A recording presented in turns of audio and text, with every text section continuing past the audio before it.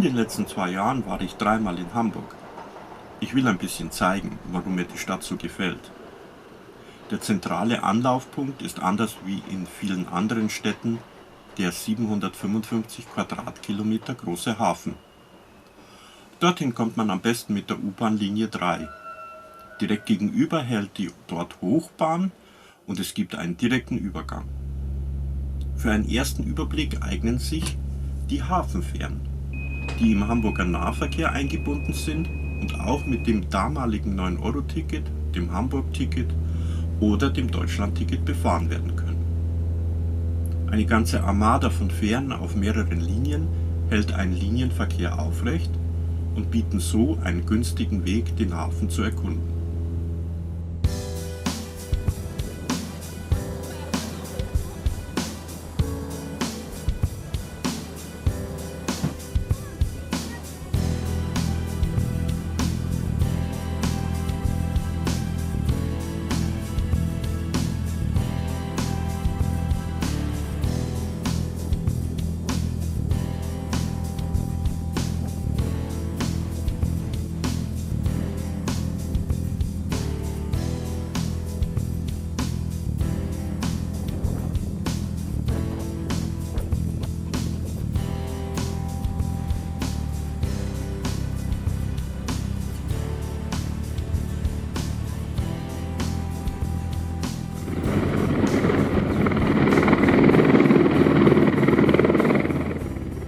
Hier wird gerade eine der regelmäßigen Wasserproben genommen.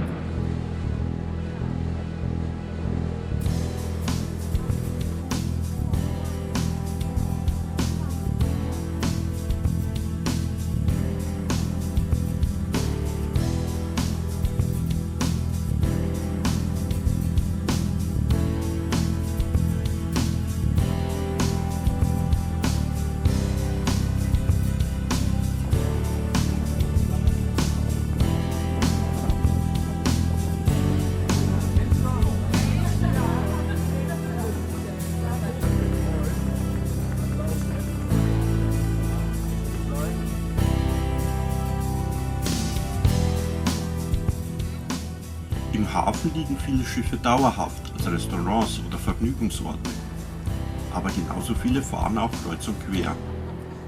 Hamburg ist der zweitgrößte europäische Hafen nach Rotterdam und der 15. der Welt.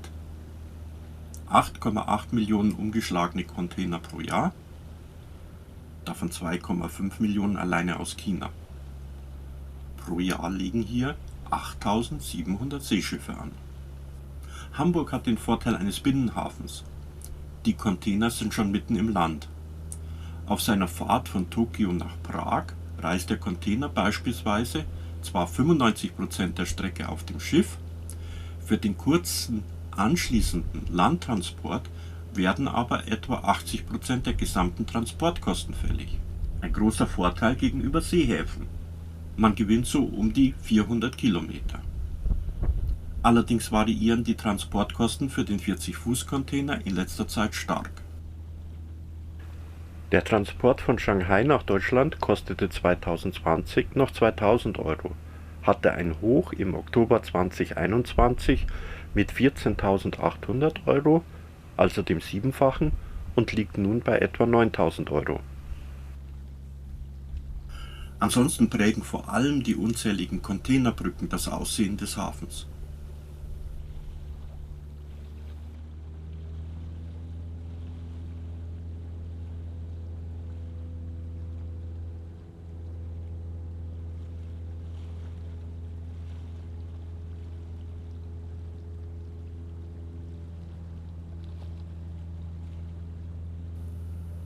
Die Pfeile zeigen an, wo die Schlepper beim Positionieren der Schiffe drücken dürfen. Dort sind die Schiffswände verstärkt. Der ZP Bier ganz links hat ca. 5700 PS. Obwohl er hier dauerhaft stationiert ist, läuft er unter der Flagge von Malta.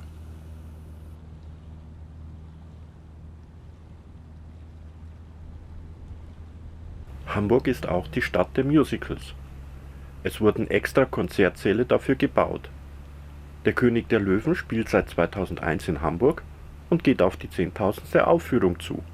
Und seit November 2021 läuft hier auch Die Eiskönigin, neben 5 anderen Musicals in Hamburg.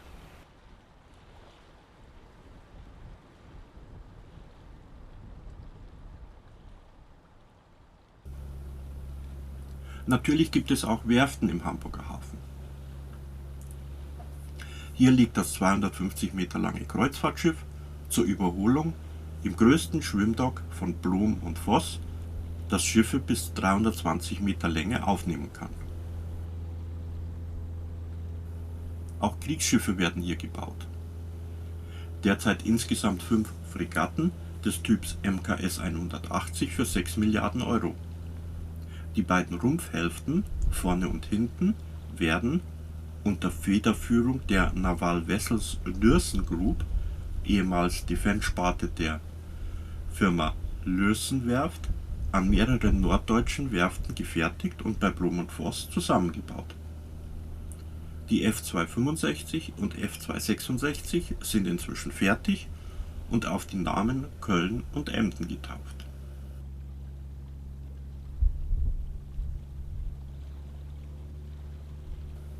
Auch viele Luxusjachten werden hier gebaut oder überarbeitet.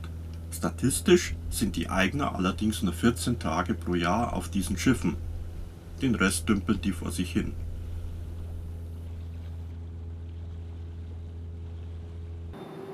Hier erkennt man die runde Kuppel zum Eingang des alten Elbtunnels. Insgesamt 4 Aufzüge, die inneren beiden mit 8,5 Meter Länge und 10 Tonnen Nutzlast und die äußeren mit 7,3 Meter und 6 Tonnen bilden den Zugang, wenn man nicht die Treppe nehmen will. Außerdem gibt es einen kleinen Personenaufzug. Derzeit werden eine Röhre und 2 Aufzüge renoviert. Der alte Elbtunnel, seit 1975 so genannt in Abgrenzung zum neuen, oder St. Pauli-Elbtunnel, wurde am 7. September 1911 eröffnet. Ist 326,5 Meter lang, hat 4,8 Meter Durchmesser und liegt in bis zu 24 Metern Tiefe.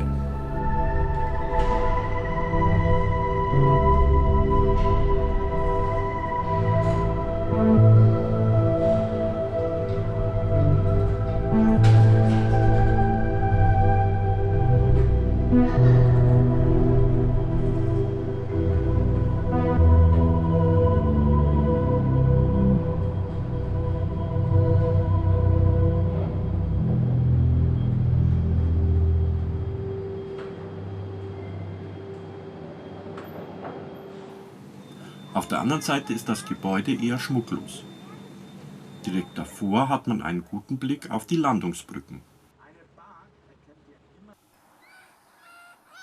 Die insgesamt 9 Landungsbrücken führen zu einer schwimmenden Pontonanlage von 688 Metern Länge, die die Höhenunterschiede von immerhin etwa 4 Metern durch Ebbe und Flut ausgleichen.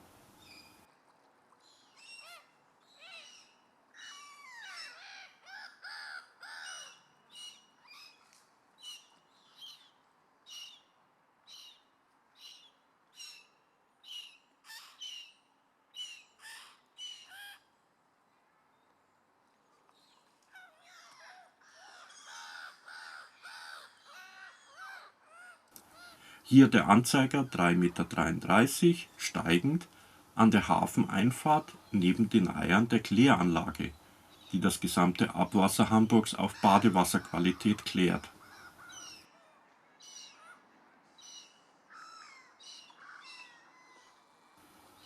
Bei Flut, hier 3,60 Meter, sind die Landungsbrücken fast waagerecht, bei Ebbe hingegen deutlich abschüssig.